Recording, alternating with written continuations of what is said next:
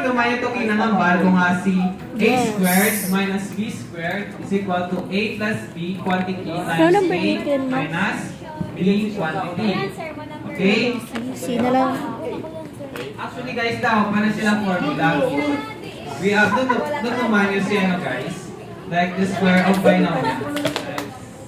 Like square of binomials, we have a plus b squared.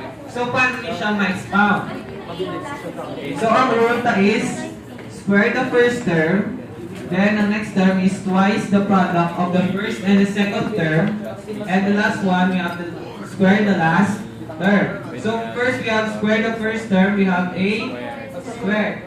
Ang next term, we have to multiply to 2 ang products ang duwa. So, twice the product of the first and second term. A times B is AB. Times 2, we have 2AB. Then, you're going to square the last term. We have B squared. So, maning iyang expanded form. Plus. Okay, so maning iyang expanded form. Pwede ka pa ngayon. Alam mo ko yung duwa yung katas. Pwede ka ko lang. So, sa rin naman yung operation, guys, you're going to utilize the distributing method na. We have A plus B. A squared minus AB plus B squared. Okay, paano dyan?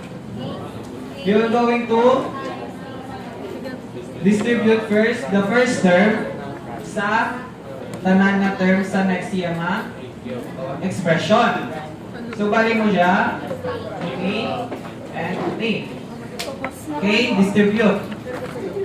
A times A squared is A cubed. A times negative AB, we have negative A squared B.